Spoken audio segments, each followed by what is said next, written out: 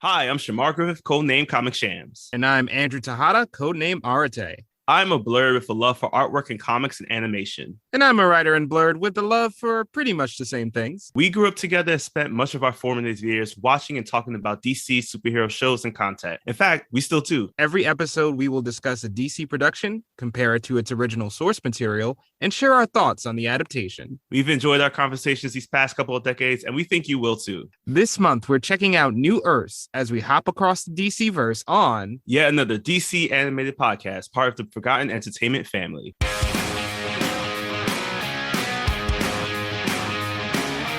Hello, and welcome to Recent Activity, your new favorite entertainment review podcast that attempts to cover every film, every show, all at once. I am your co-host, Andrew Morgan. With me, as always, is my co-host and self-proclaimed sexual cannibal, Mr. Shane Beauregard. How are you, sir? I don't know how I can live up to that intro, but yeah, you got me. Did you at least get it? Because we both watched the movie. Did you get it? I didn't get it. All right, you watched Quiz Lady, and I watched Quiz Lady too. I did. I just don't remember that line, I guess. Oh, it's so early on. So, I when know. she first becomes famous, like internet famous, somebody calls her direct line in the office, and they're like, "Hey, I'm a big fan. I'm one of the. Just to put it out there, I'm what they call a sexual cannibal." She hangs up on him. Loved it. Yes, loved it. Hulu rockin'. If you want to talk about a positive spot in Disney, it's Hulu and their acquisition of there and putting that more in the portfolio. Because I've been watching a bunch of Hulu lately, it feels like. But unfortunately, the bulk of this episode will be leaning on the Disney end of this, and specifically the Marvel Cinematic Universe and the Disney Plus shows, because we will also be talking about the season finale of Loki and how that ended up as well. As we know, this episode, more than anything, it's weird that we're all doing this weekend, right, Shane? I've listened to a million episodes leading up to this where it's this particular woman, Joanna Robinson, she wrote a book about the Marvel Cinematic Universe and how Marvel and Disney do their productions and everything else, and just, on different levels of where they screwed up, where they admitted they screwed up, how things got mishandled. You probably have had many sleepless nights after reading about the Daredevil Born Again stuff that got mishandled. So there's been so much negative press that you would hope that this weekend would be not a culmination of oh yeah, no, but now they're on the rebound, or oh look, a bright spot. We can all stop shitting on Marvel for a weekend. Well, we'll see, because we are going to tackle both things. I think, because I'm trying to read the tea leaves. I'm trying to read Shane and his body language and his messages to me over the weekend. I feel like we're going to be a little tilted on this one. Maybe not as eye to eye as what we have in the past, but that doesn't mean I'm not right. So let's get to it. We're going to cover, I don't know what you want to do first, because they kind of dovetail into each other.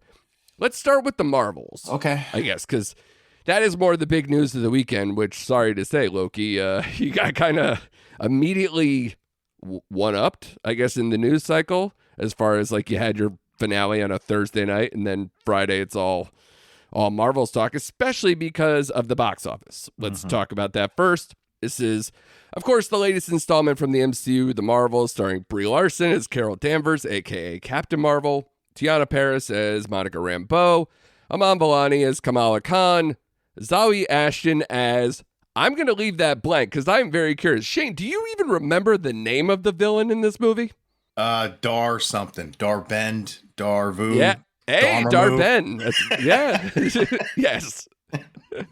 Very good. That's actually better than I thought. Because when I read it, I was like, that is a name.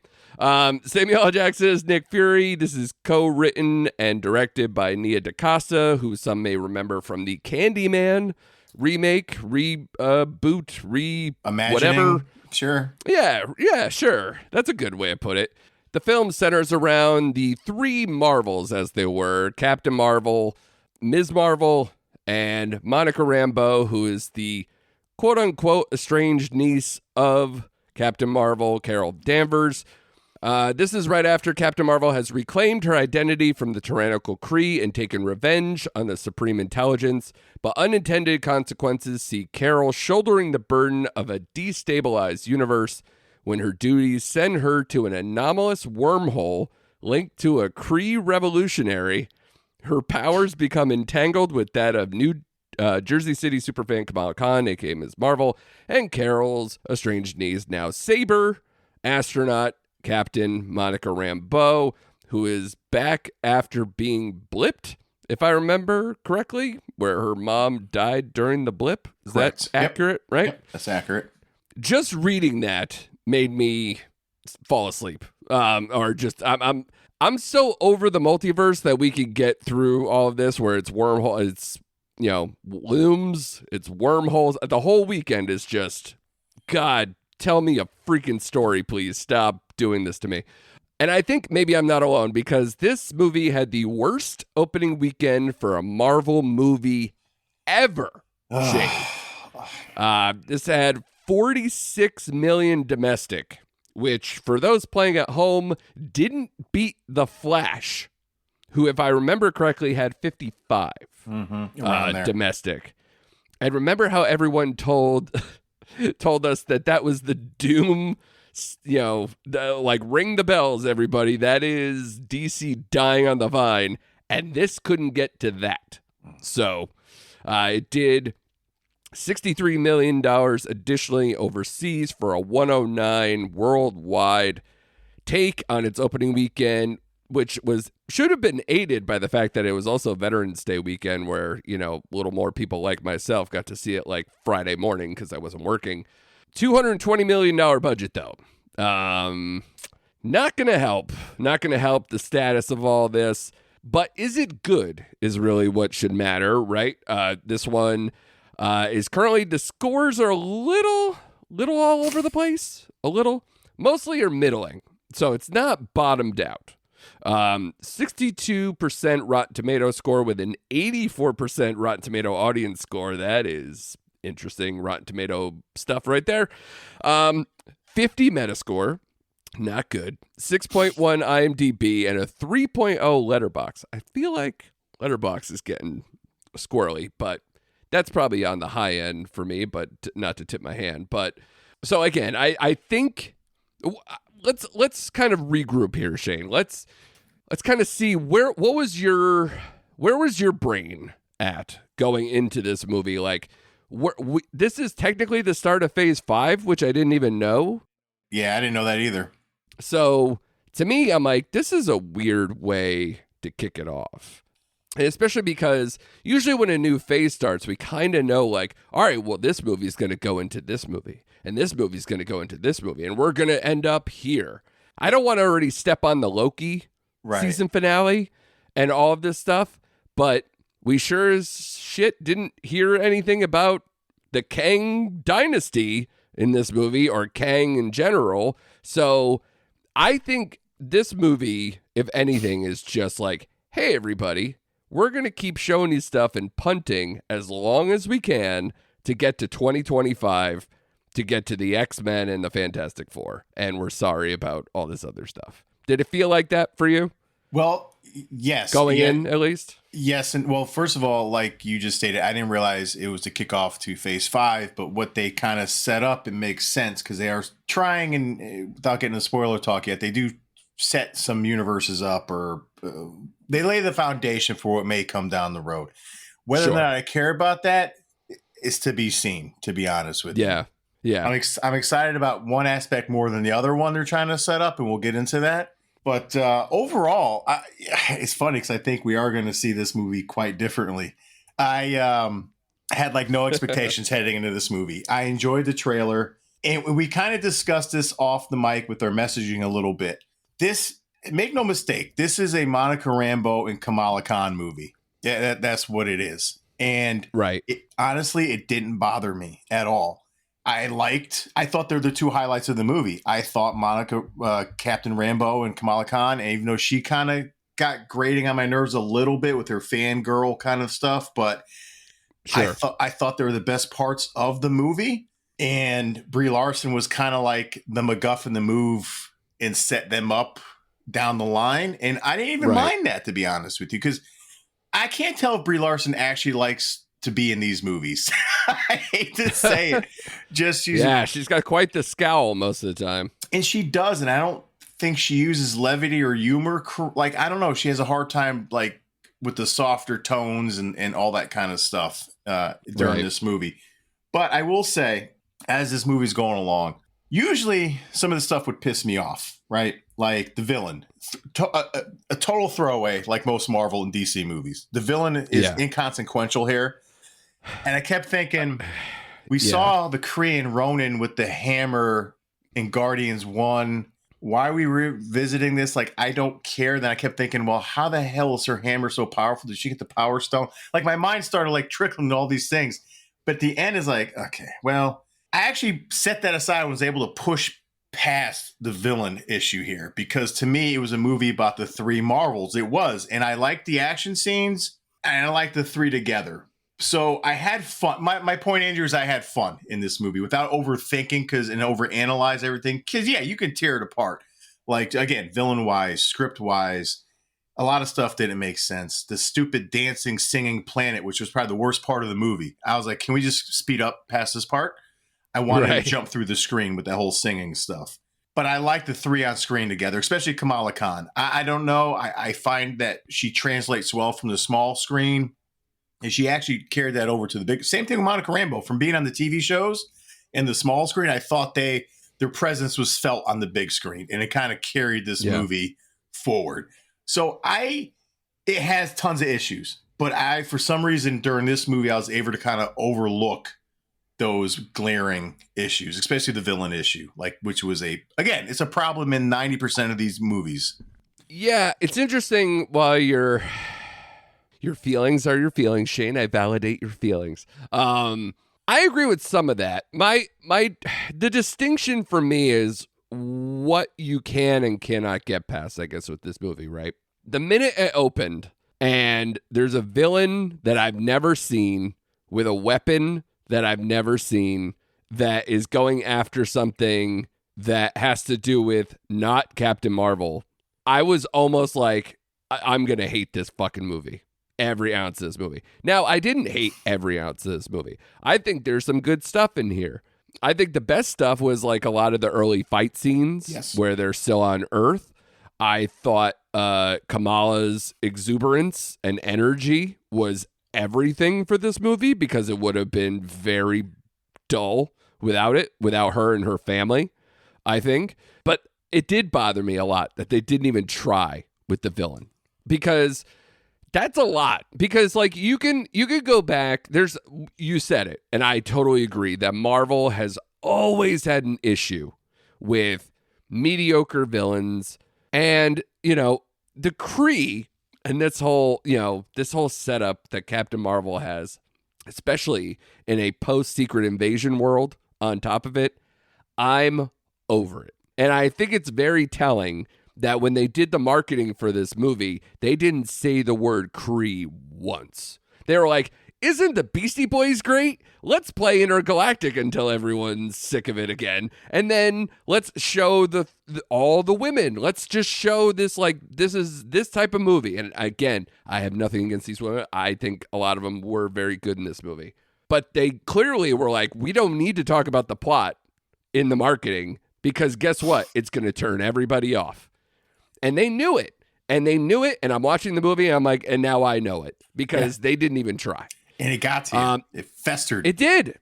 No backstory at all. Like, your backstory is that you somehow have a hammer and that you were there when she took down Supreme Intelligence. That's it. Yep. What makes you special is either not explained or barely above the rest of your people. I don't get it. Yeah. I don't get it. And I'm not compelled at all. You're absolutely right in all those points. Like I said, the Kree turned me off. Go ahead. I don't mean to cut you off. Go ahead. No, you're fine, man. But I will also say it's also very telling that this movie was so short and so fast paced that it doesn't allow you to kind of let it sink in of what, it doesn't let you dwell on its shortcomings. Right. So even while you're watching it, you can be upset in retrospect. But a lot of times while you're watching it actively, you're like, it doesn't work. But immediately you're on to the next thing. Yeah. So they were at least smart, I guess, with dancing around this. Although a lot of common complaints I have heard, even about people who liked the movie, is that they're like, there's 20 more minutes of this movie which could have explained or enhanced a lot of the things that did work, or maybe could have added in some blind spot stuff that this movie had, and it's not here. So did it get gutted because that extra 20 minutes actually made the movie less fun? It's kind of like, which is funny because we're talking about Monica Rambeau, and I'm also talking to you. You know the story about First Blood, right? Yeah. Where it's like that movie was long and was super serious, and like audiences hated it, when they did the test audience stuff. And then they went back to the drawing board. It was like, we're going to make this a lean, badass movie where this guy is just going to go soup to nuts on this town. And we're just going to make it so streamlined that nobody's going to give a crap about all this other stuff that's in the book that they adapted. I think they did almost the same thing where they're like, guess what? We're also over the Kree storyline. We're also over this stuff from, Captain Marvel, and we're sick of getting, taken to the woodshed for Secret Invasion and all these other things. Let's try to cut that down because it's not working. I don't know. This is an instant referendum on the Disney Plus MCU crossover, and I think this is where it's really showing that it didn't work, and that it's failing, and that it was bloated and everything else, because you can either say the best people in this movie are Kamala and Monica Rambeau, who are from Disney Plus shows, but you can also say, look, it made no money because the people didn't think these people were going to be movie stars, or that these people don't sell a movie, and because they didn't care enough, or they didn't watch them on Disney Plus and don't feel the need to have to watch everything that is entangled with these three characters, let alone the one character of Captain Marvel, who has been gone for how long now, by the way? What did they say? They referenced it in the movie, didn't they? Oh, well, I didn't mean I think it's actually longer in the universe, but I'm saying when was Captain Marvel came out between Infinity War and Endgame, right? Like 2019, I think it came out. Yeah, God, I guess. Well, even then, that's 4 years. And then, she kind of, has only peeked out her head. Obviously, she was in Endgame big time. Yeah, but 2019. Yeah, so then nothing really for about 4 years. It's almost like, just COVID happened. They were like, let's forget about Captain Marvel for a while. But yeah, this movie had a lot of problems, but there is a lot of fun in it. I agree about Kamala being probably the better part of it. And I where you're like some of the extra stuff, which we can get to, I think the one with her specifically, because she was so good in this, I was like, I'm a little more open and receptive to that happening now. Okay. But I still need to know the members, but we'll see. Yeah. But sorry, I took up a lot of time. No, it's all right. Like I said, I agree with a lot of what you're saying, because you are on that part right. You're technically right. Again, I'm so over the Kree stuff. Again, I had flashbacks of Ronin and the whole Guardians villain arc. You know what I mean? Because she was essentially the same thing, right? I just think in the tone, and you're exactly right, I think what helped is the fast-paced nature of this movie. And I'm sure there are 20 minutes of this, like you said, laying on the editing floor somewhere, which would probably help fill in all the gaps, right? But I think because it moves so fast, again, I wasn't able to. That's why I think I brushed off the damn villains so fast. I wanted to see them three and the action scenes and the when they were grounded on Earth kind of stuff were the best parts of the movie. And I didn't have time to really think during this movie because it just again fast paced, and I was entertained. It was, to me, this was more of a throwback of those, dare I say, corny, cheesy 90s Marvel movies or early 2000s, like the Fantastic Four. It's more of in that bubblegum realm than it is like, I don't know, for me to try to overanalyze this kind of movie, Sure. And again, I just feel like there's no stakes. No, Shane. There are no stakes, right? And I don't again, this was a vehicle to move we'll get into it, but it was Kamala Khan Ford, first and foremost. This is a movie to showcase her and move her forward. Whether people care or not is another question, because again, we talked about that show, and that show was the definition of meh. It was average at best. You know, we had our issues with the show.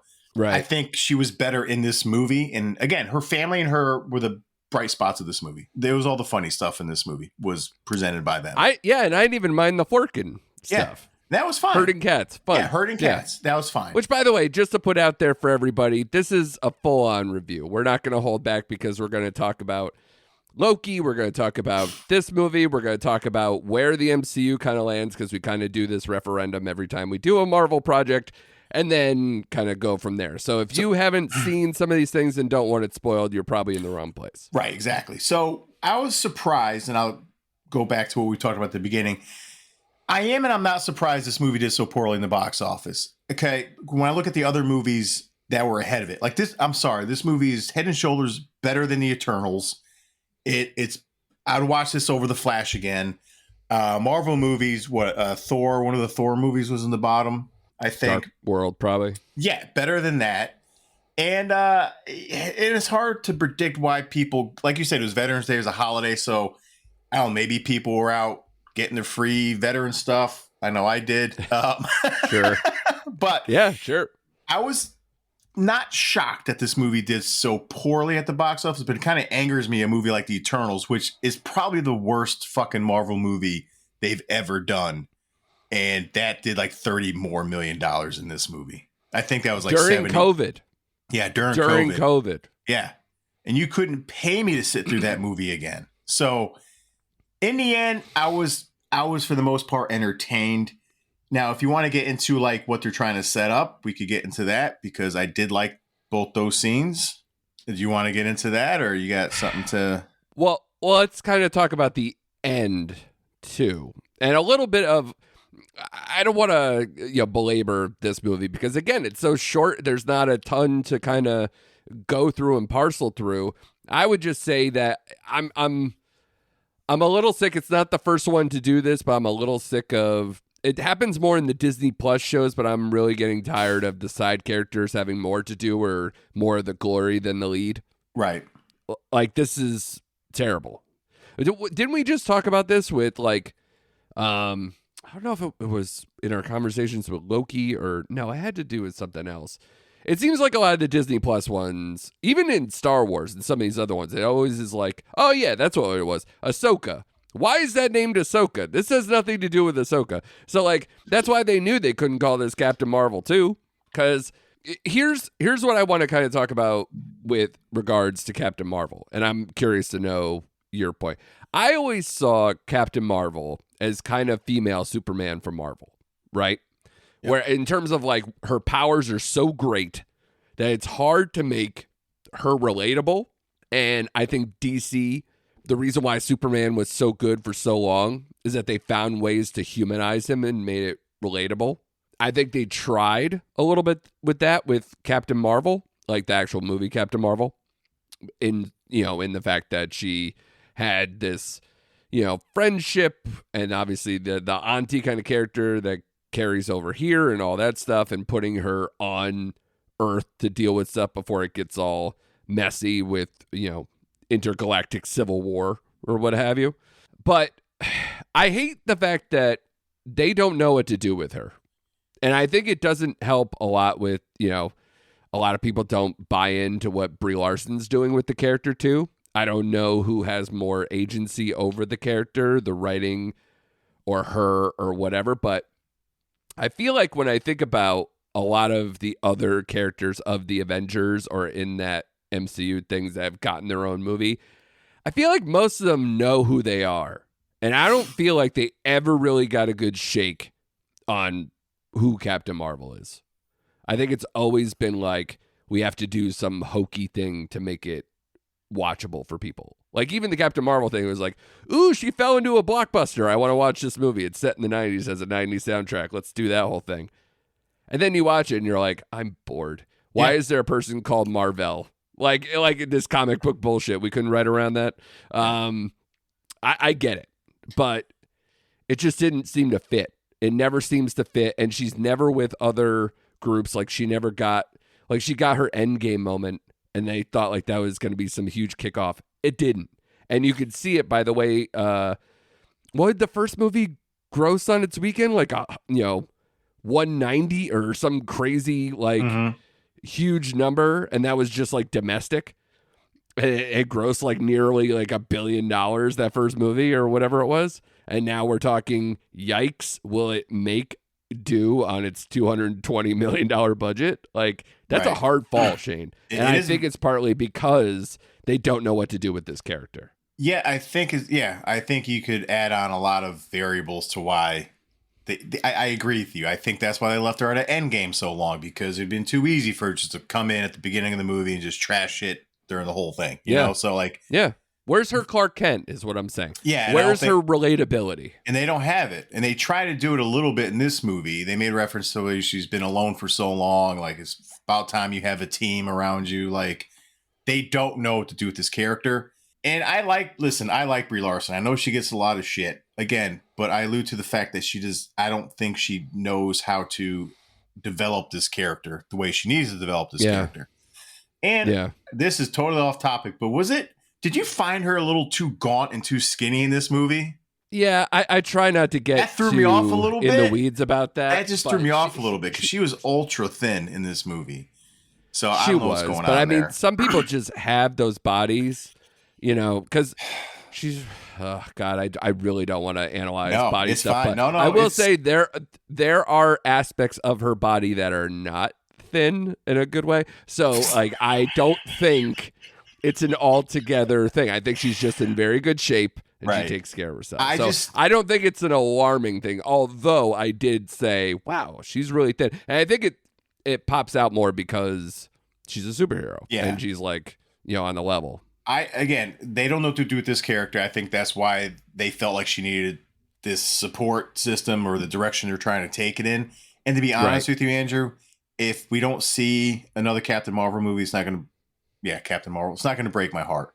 Like if they want to throw, it's not going to happen. Yeah, if they want to throw in other movies like an ensemble, I'm fine with that. I'm fine with that.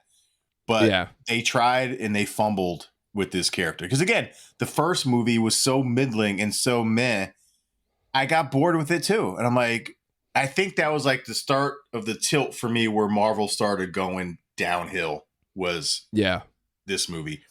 And again, are we just so worn out on all the Marvel movies where people are like, fuck it, I'm just not going any more Marvel movies. Like, and like you said, like, do I know these TV characters? Should I know these TV characters? Like, who is this character? Like, I don't think you needed to watch the Miss Marvel show or WandaVision to watch this movie and understand kind of those Kamala Khan and Monica Rambeau. Would it help? Sure, but not necessary.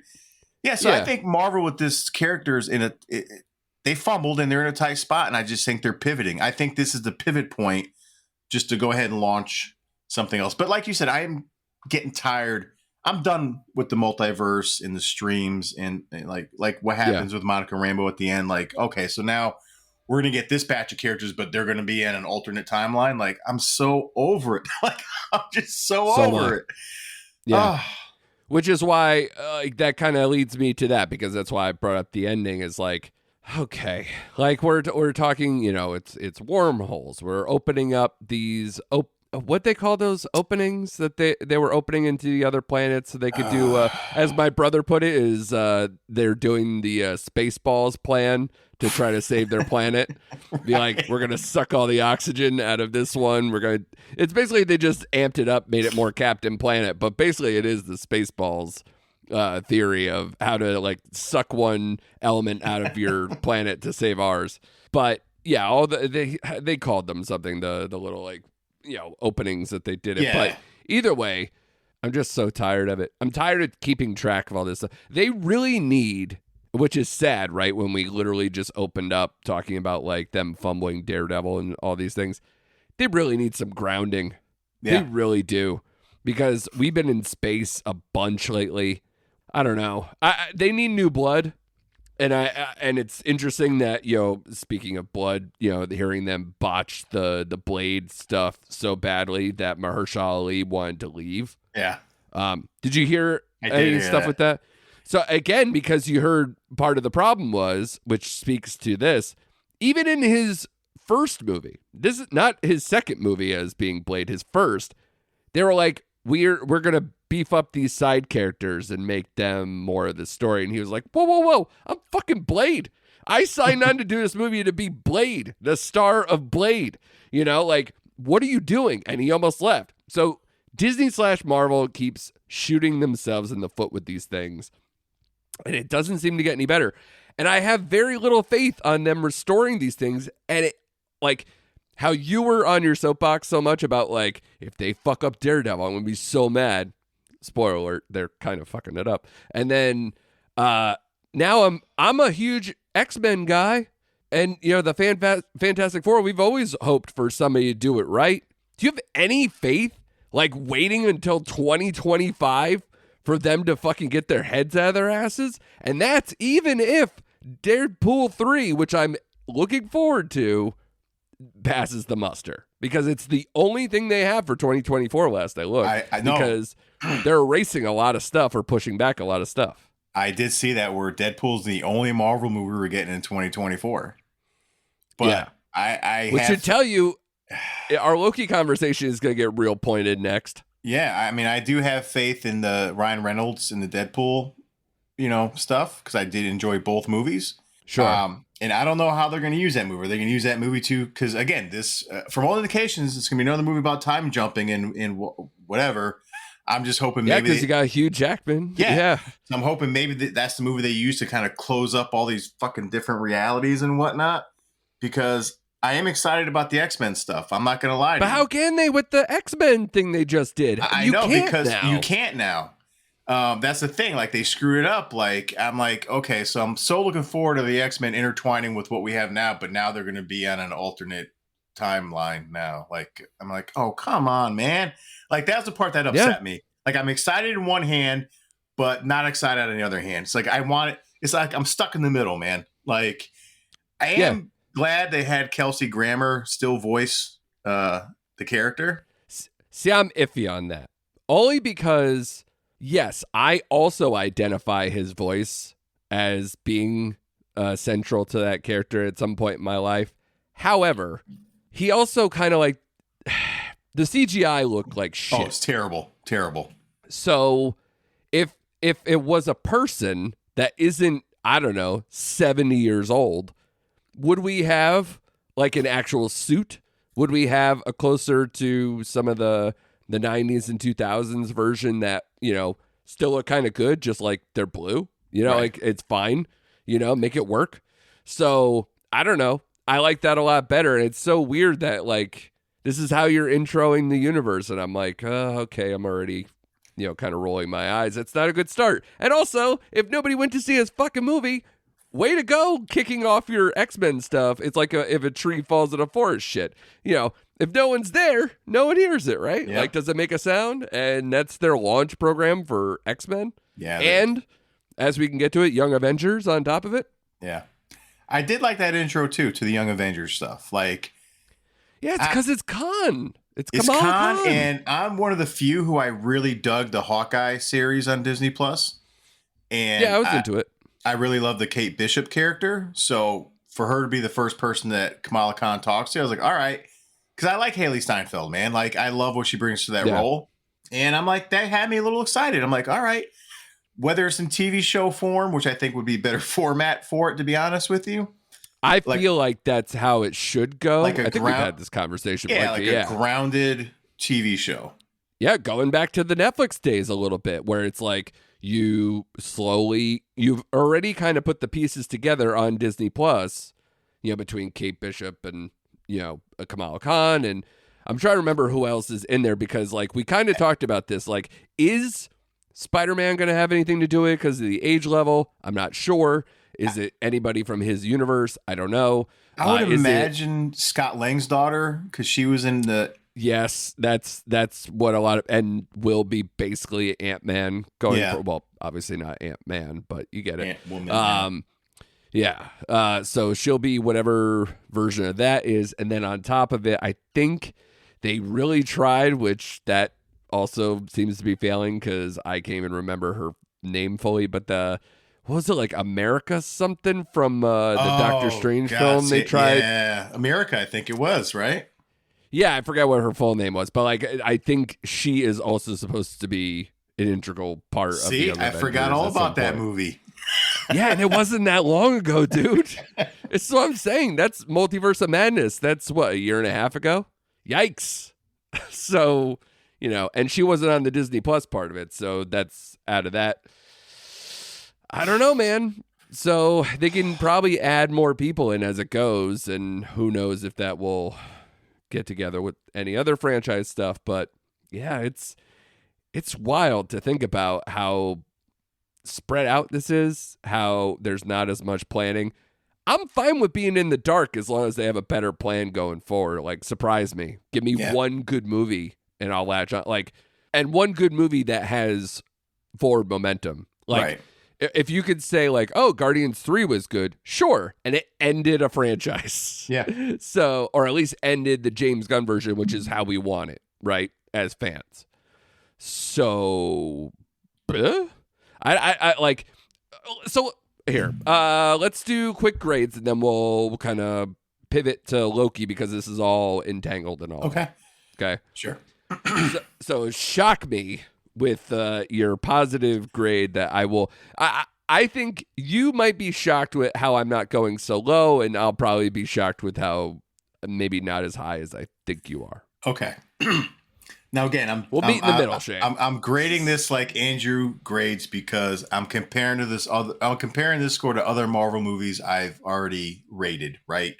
Yep, and I'm in the same boat. Yep. Okay, so for that scenario, I enjoyed this more than the latest Thor movie.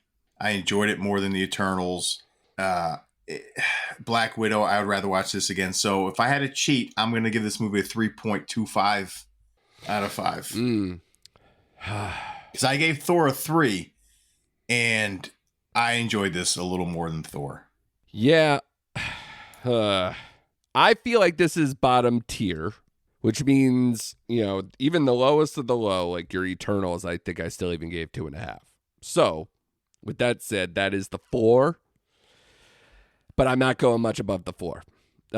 Because as I'm looking at the other stuff that's kind of like in that tier for me, I'd probably say, like you said, so the bottom tier for me is like Ultron down. And by down, I will say Ultron, Black Widow, Doctor Strange, Quantumania, Multiverse of Madness, the original Captain Marvel, Hulk, Dark World, and Eternals besides this movie. Okay, yeah. Like in that kind of realm.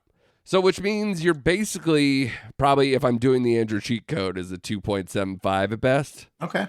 I can live with because you gotta have an anchor to this, and which means you gotta have a villain, you gotta have stakes, you gotta have something to look forward to, and I feel like it didn't have a lot of those components. Okay. Was it fun at times? Sure. Was there like particular aspects that I liked enough in the moment? Absolutely. Is any of it gonna hold water because we don't know where these characters are going next? Probably not. It's probably going to be as forgettable as the original Captain Marvel. So, shrug. Yeah. I understand. Like I said, I understand. Yeah, I understand. I'm just going by, like, if I had to rewatch something with my kids, I would throw this on before those bottom tier movies you just mentioned. This movie feels like I'll watch a couple, YouTube scenes before I rewatch the whole thing. Gotcha. Okay. Understandable. So, I mean, we're not too far off. We're not too far off. No, but they really, if they're going to do any Captain Marvel stuff going forward, they really need to get their stuff together to make her somehow likable, relatable, put her on something that has nothing to do with the Kree. We're done with all that. Yeah, God, please no more Kree. Or Skrulls. I don't want to see another Skrull or a Kree again. Skrull. I don't want to hear anything about the Annihilator. That's all behind us. If anything, I can see now because of how they ended it of sorts, where now the whole family's in Louisiana. That's going to go well. Yeah. I don't know why. Like, yeah, there was damage to their home, but like, God, what a referendum on that character or that show, more to the point, because That whole thing was like, Jersey, all my friends here in Jersey. Oh, sorry, I'm in a movie now. I'm going to go to Louisiana. Like, what? Why are you latching on to the, like, Captain Marvel things with your family instead of, I don't know, do you feel Maybe like... she's just there till insurance fixes her house in Jersey City, man. Then she go back to Jersey when the Young Avengers starts. I guess. Yeah. It is also weird if you are actually into these Disney Plus shows that you're like, wait a minute. Like, where's all these people that they have like such strong bonds with? You're just going to be like, pluck, you're gone. FaceTime. Like, you're on. Yeah, exactly. Like your best friends live there and whatever. Anyway. So that's the Marvels. And obviously there's not many ramifications for the characters at this point because there's Deadpool and that's it for the next year. And honestly, as far as the Disney Plus shows, I haven't really heard like things get renewed. Nope. Or like we have Echo in what, like a month or a month or something? I read, and I may be wrong, but I think they pushed that show back. Right. To I think like maybe January or now. Into that. Yeah. So a couple months at best.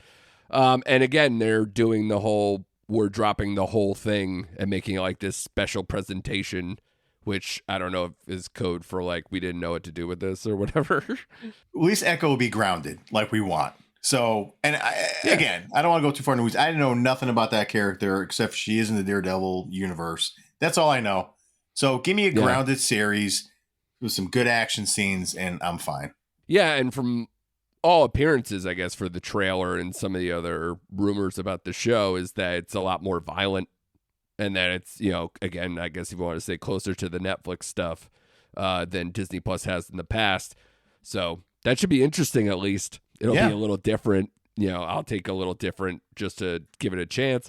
Because, again, I want to remind anybody who maybe knows us or doesn't know it, however you came into this show, we like watching this stuff. We just want it to be better. We watch all of it.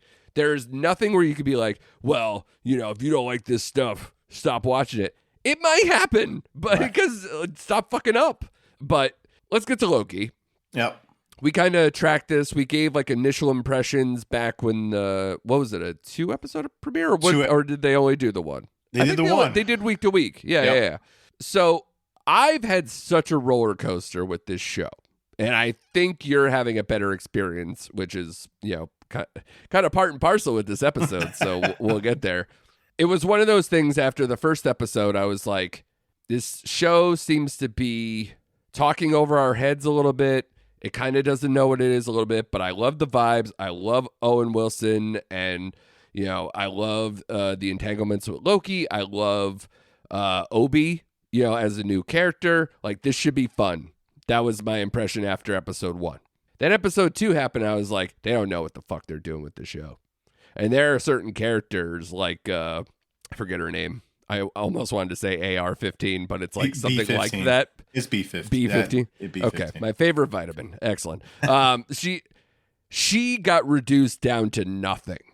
She just became like this, oh, we can't kill these people with the branches. The branches. Watch the branches. Like, she literally became just a catchphrase. Mm-hmm. And she got nothing.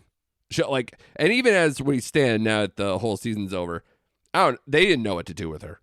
And there was those, like, the people on the council or whatever, the people who were helping run the TVA, these mutant-looking people we've talked about, where it was like, who are these people? And now they're going after Sylvie. Now they're going after, you know, the branches. They're going after, what is happening?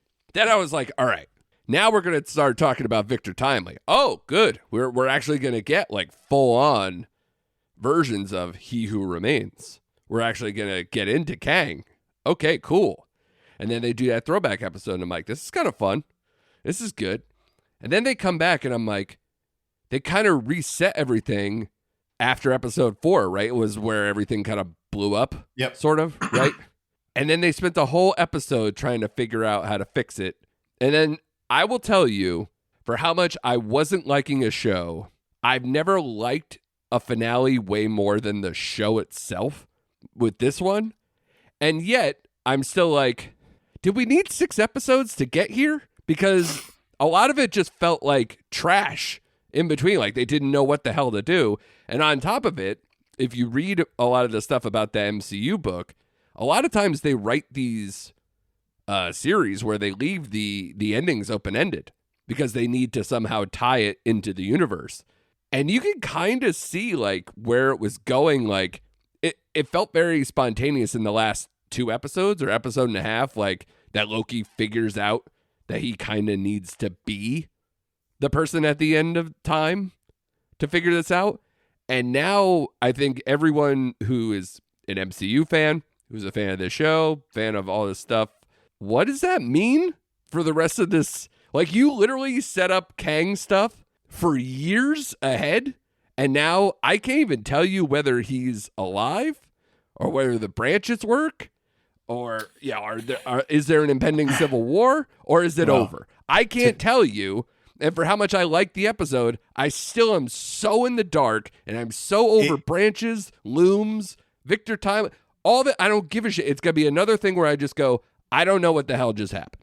It is very confusing. And this finale made me sit on this series. Like I was thinking about this hard, right? Because I almost wanted to rewatch the whole thing after watching the end. Yeah, which is good and bad, I guess. Because like the whole He Who Remains and Kang, I'm like, okay. My thought was like, so is he? But Mobius does mention that there was a blip of a Kang variant, and they refer to the Ant-Man Quantumania stuff. And they're keeping an eye on his other variants. I thought maybe they used this show, and I don't know the writing process of this show. I really don't. It's like you said, it's like the last 2 episodes were more spontaneous than the first 4 setup episodes. And I'm like, where are they going? At first, like, okay, they could use this to kind of get rid of all the multiverse stuff and have one main timeline, like they mentioned in this show, right? And then we watch Captain Marvel and it's go, ha! Sorry, it's gonna keep going. Yeah, what? It's gonna keep going. And then I'm thinking, okay, did they write this in a way where they can get out of the Kang as the main villain going forward? Because they could easily do that now. It feels like it. But again, you're doing that in a show, not a movie. After you put him in Quantumania, that is horseshit. It is. So I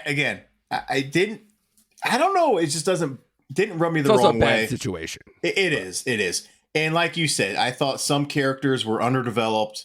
Like the B-15, the Red Slayer, who kind of just went away after like the last... Yeah, missed minutes, got real weird. 3 minutes. Yeah, like the 3 episodes, like Red Slayer. We see what happens to her, but it's like, okay, afterthought. B-15, afterthought. It's like just concentrate on Mobius, Loki, Sylvie, and Obi, right? Just in the Victor Time, whatever with Victor Time. Like concentrate on those characters, and that would be enough, and that right? one extra TVA guy that just happens to be there. Yes, yeah, the extra TVA guy, right? Yeah, who is now in Alcatraz. Yeah. So I thought this show was fun at times, directionless at times, but in the end, I thought this was a nice story arc and a way to finish the Loki character in the MCU, because they made mention of the fact that the thing that scared him the most was being alone, and he was selfish and trying to keep all his friends. And then he realizes, well, I got to do the selfless thing here. So this is what I have to do to kind of sacrifice myself, which is unlike a Loki, character-wise.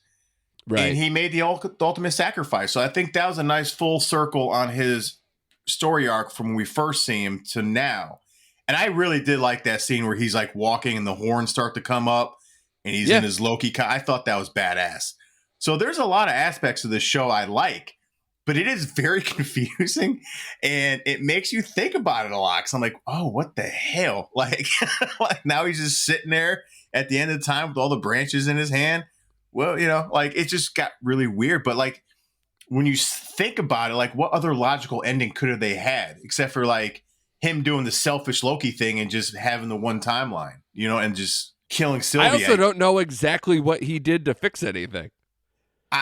Some of his powers at the end there were like, okay, so they're all green now. Yeah, he got all these powers. You realize he can fix the timelines with his power being a god.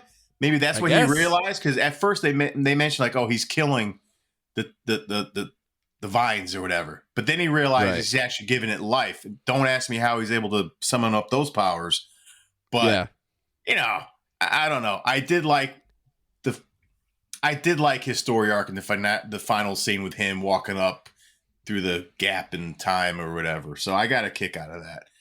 Well, like I said, that's why I said right up front, I liked the finale enough to where it was like, I how do I like this, but also think I don't know if I like the season? Yeah, because So, it should have been 6 weird episodes. feeling.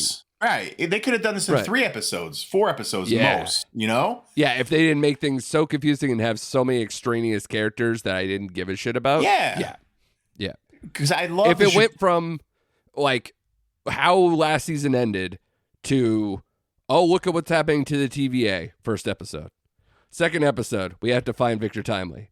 Third episode, we have Victor Timely, but now we don't. Like, it could probably be 4. Yeah. Maybe 3 or 4. But they were like, well, that doesn't work for us. But yeah, because I liked the Chicago episode where they go back to find him. I thought that was the best episode of the season outside of the finale, right?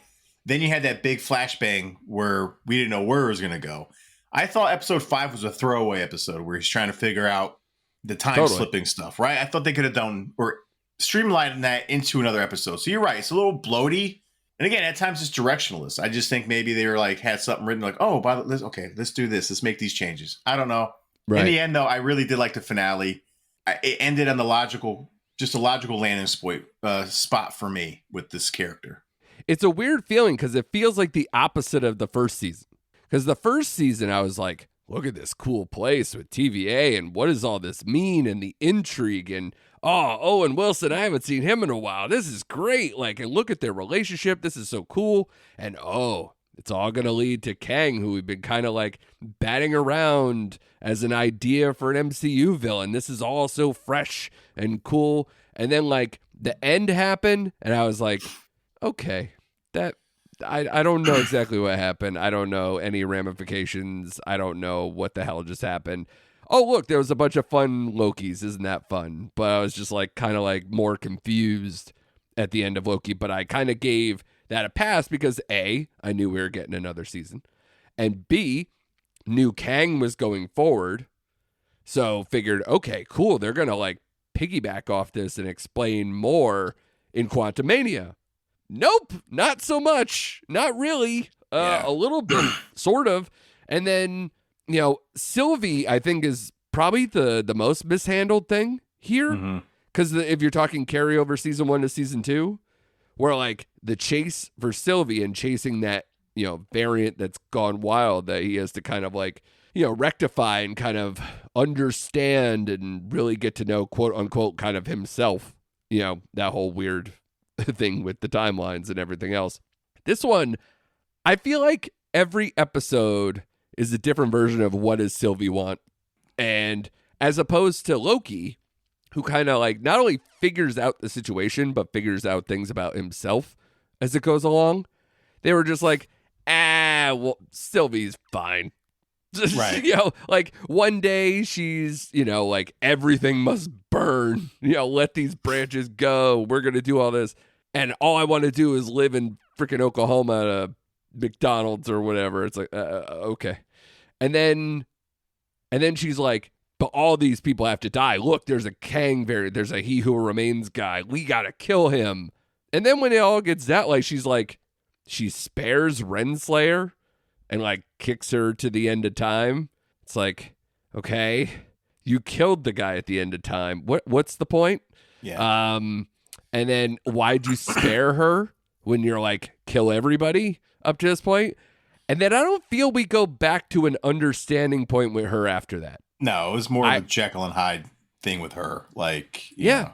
And it was all maybe at the service of trying to help Loki understand. But that's not what this season started out feeling. It felt like we really needed to find Sylvie to make this work. That because, you know, she's in danger, number one. And then number two, she's kind of gone rogue and we don't know what the hell is going on with her. And I don't feel like they really resolved that. And there's so much like, and I consider myself a somewhat intelligent man. This movie or this show made me feel dumb at times. Yeah, absolutely. Like, and I'll be the first to admit. Or at least they made they didn't make the difficult concepts easy to understand. Nor did they make it distillated down to where it, like, at least fits the storyline in a comprehensive way. Yeah, it's like watching a Christopher Nolan movie.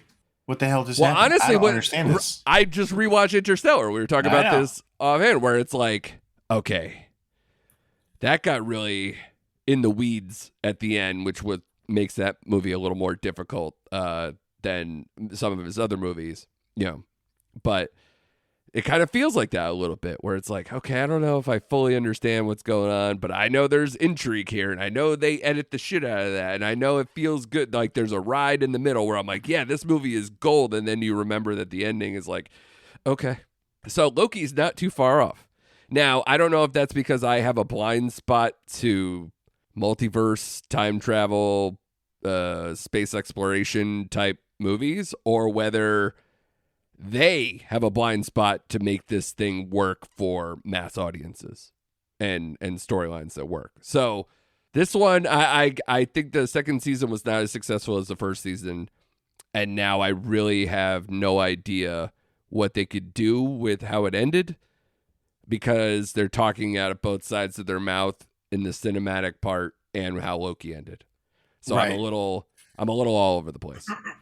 Yeah, see, I enjoyed the second season a little more than the first season of Loki, because I thought the finale was so much stronger. I did. I just loved the finale, and I have a soft spot for this show, man. Like, and it made me like, it didn't make me think. Too. I almost bought a variant outfit last time. But they said like Loki's the only Disney show that got a second season. I'm like, is that true? And then I went back. I'm like, yeah. that's true. Of all the shows they kicked off, this is the only one that got a second season. It was the most watched one they had by a mile. Yeah.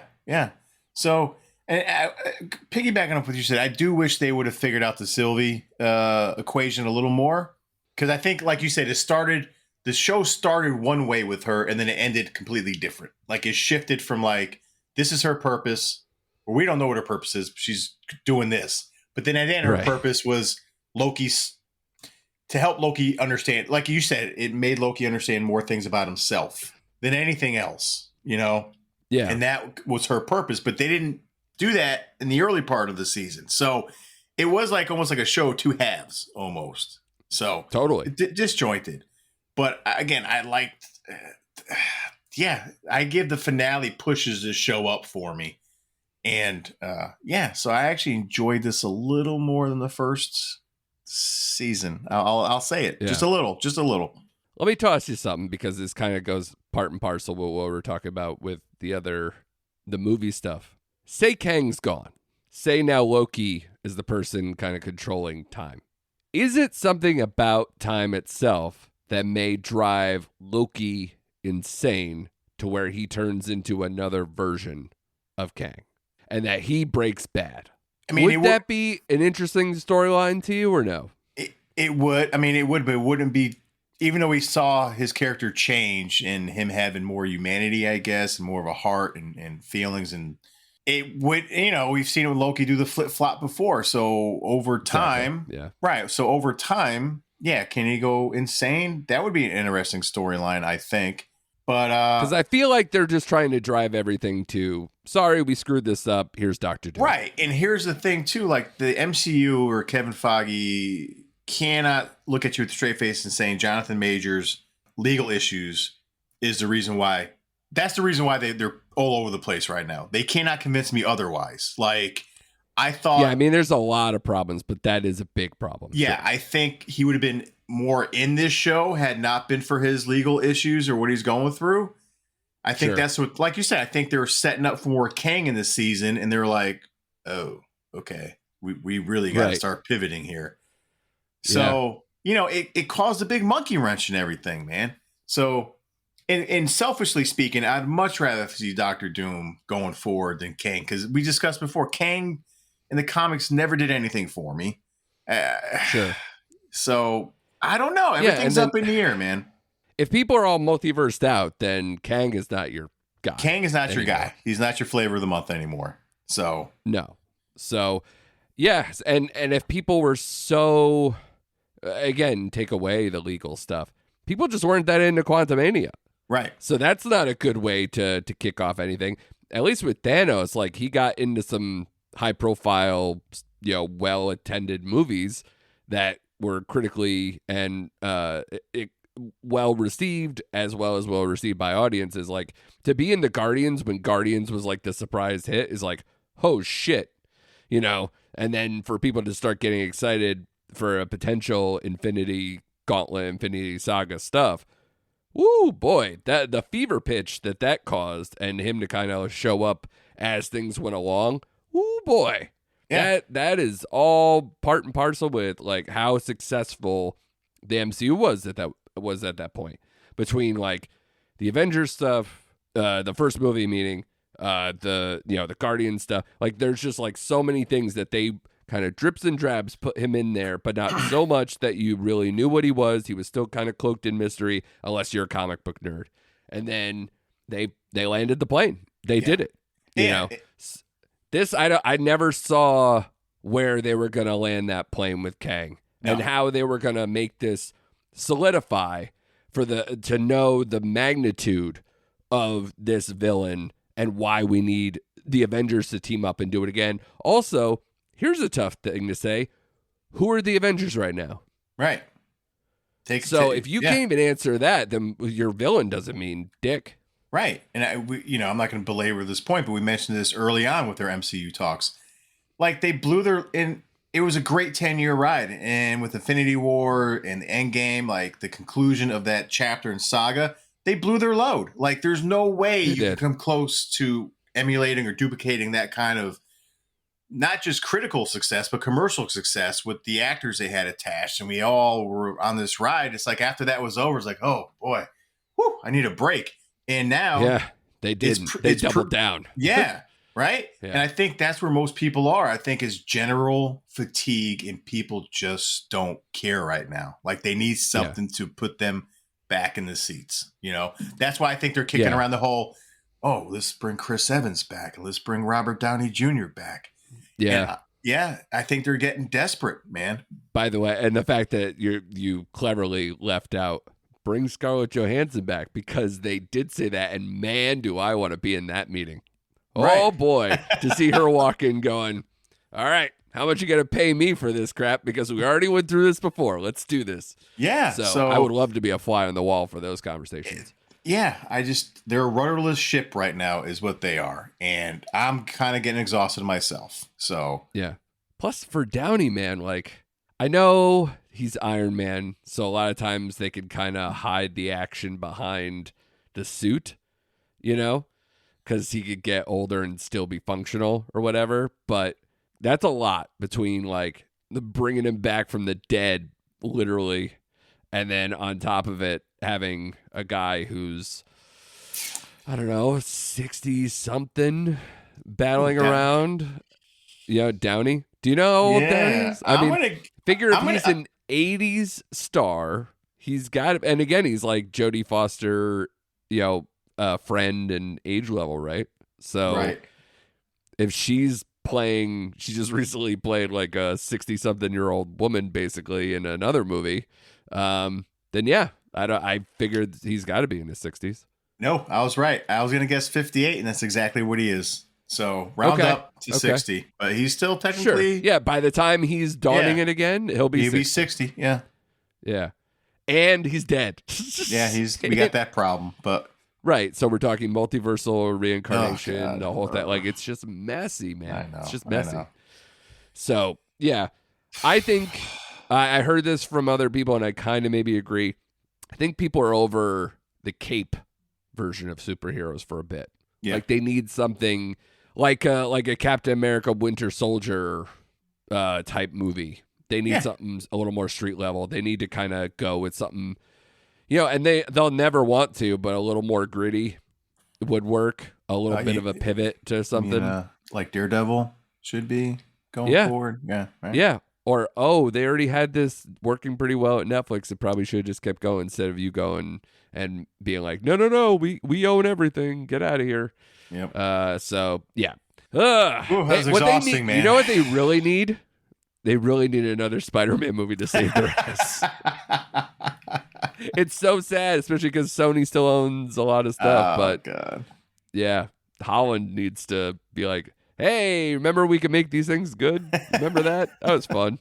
Remember when you made a lot of money on my back? Cool. Yep. Cool. But yeah, that would have to mean Zendaya's not in every other movie that comes out right now too. So that's a lot too. But great job by you, man. I think we talked through a lot of the stuff going on, buddy. Yeah, and obviously it's going to shrink down. I think the I don't know if I have a better phrase for it, but the great shrinkage is coming up for all the studios, let alone Disney and Marvel and all these people, where it's like, how is the box office going to be going forward if Disney doesn't have and Marvel doesn't have 3 movies a year? Right. How is it going to be, for Disney Plus if they don't have all these shows going on, because that seems to be all people are watching. Right. But hey, listen, I take it as a good thing. Like right now, like maybe all we need is Deadpool next year. And this gives them time to sit back and actually fucking plot a course and not hit us over the head with a show every month, because I need a break. I think we all need a break. Like, let them regroup. Give me Deadpool. Give me Ryan Reynolds. And I'll be happy. Let's reset everything going forward. I'm good. And you know who's so happy right now? James Gunn. Yeah. Because he's like, I am taking my time. I am going to set this up. I have stuff in the can that's just going to do its thing, whatever, Aquaman 2, and just kind of let it go. And then, now all my ideas are going to come to life right as Marvel's like scrambling to figure out what they're going to do. It's not a bad window for him. Although, I think he said that Superman movie, I feel like I saw something where that said 2025 too. Oh boy. Okay. So maybe he's going to miss that window, because by 2025, then X-Men and Fantastic Four is a possibility. Yep. So we'll see, man. It's all it's got to be scary for a lot of those studios, because this was their big ticket items. And now it's like, well, how do we make money? And also the box office must be scared, because you don't always get a Barbenheimer to save your ass, or Taylor Swift, or any of these kind of like random one-offs that kind of help you get your year all set. So they're going to have Dune, as far as like WB, so they don't need to scramble for DC stuff, too much. But what does Disney have? I mean, they have, like their animated stuff coming up, but that's about it. Yeah. So I don't know. I really don't know. I'd be interested. I kind of want to like take a long look to see what they have listed as actually coming out, because outside of Wish and Echo, I'm not entirely sure. And then Deadpool, I think, is what, summer? Yeah, summer. Tough spot, man. Tough spot. So, but great job by you. I also, for if anybody wants to do anything non-superhero, non-anything, I happen to catch 2 streaming recommendations if you want to put them out. I know Shane watched it too. Quiz Lady, just finished that today. Liked it quite a bit. I think it might just squeeze into my top 25 of the year. It's a fun movie. It's fun. And it's really solid performances. It's just, and it hits you in enough feels to keep it going. And also shout out to my friend Adrian Peng Korea, who was a cinematographer for Quiz Lady, and looks great, man, even on streaming. So congratulations to him, his team, and all that stuff. And watch it. It's a good movie. Solid recommendation for that. And then also I watched The Burial on Amazon Prime.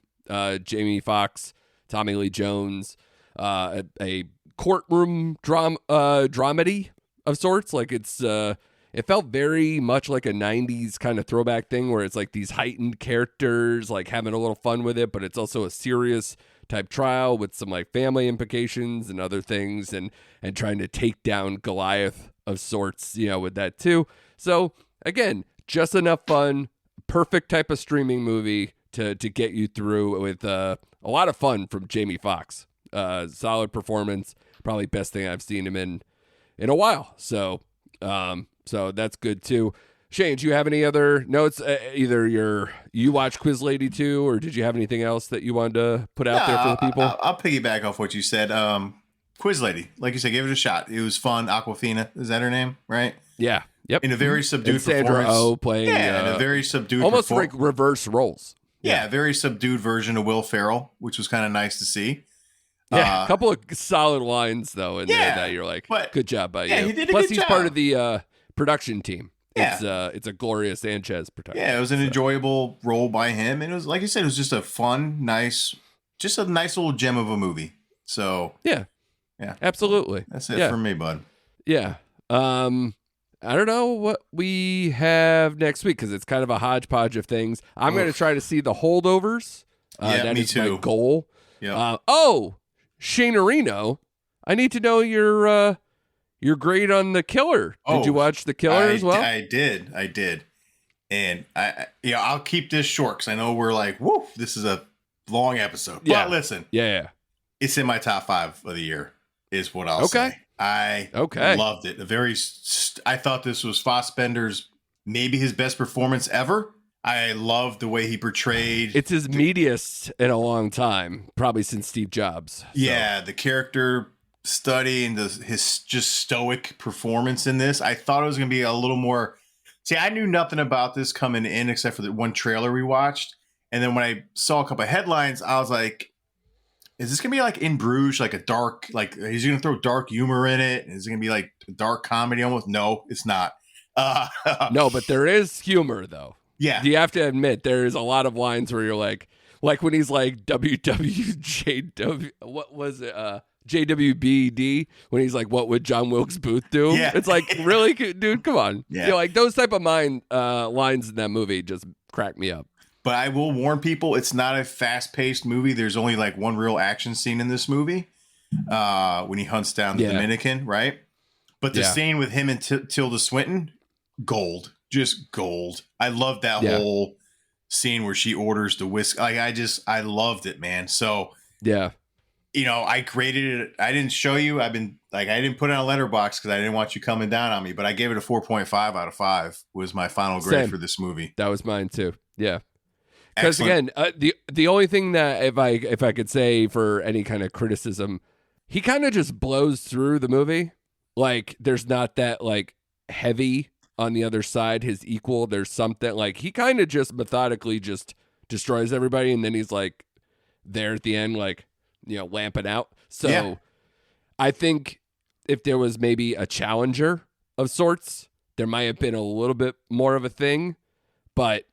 It's an interesting movie to just kind of like watch him just kind of methodically, systematically just clean up the mess, quote unquote. Yeah, and just his inner dialogue. And there's a lot of good stuff. Yeah, the inner dialogue he has is like the best parts in the movie, man. So I was along for the ride right from that very first scene of him chilling in that defunct WeWorks station. I love that too.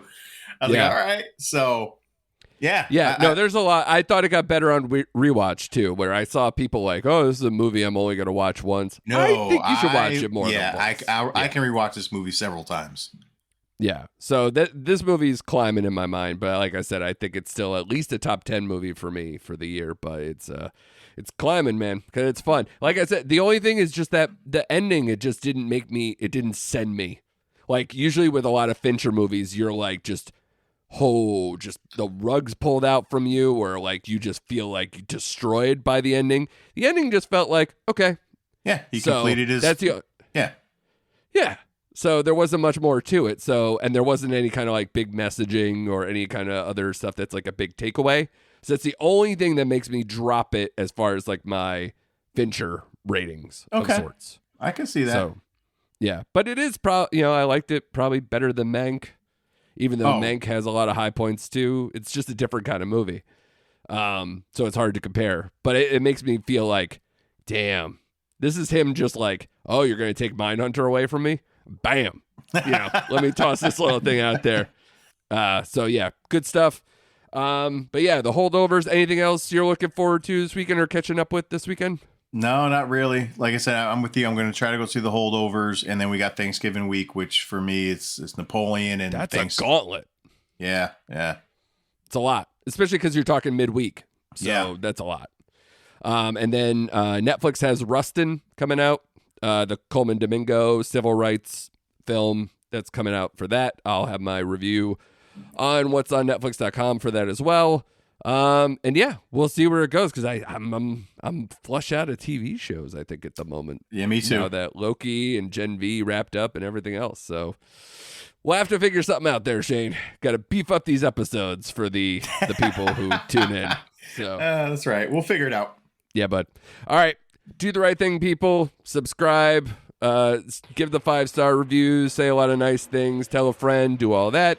Check us out on the socials at Recent Act Pod, Twitter and Instagram. I refuse to call it X for Twitter. And thank you guys for listening. And be sure to come back next week for more recent activity.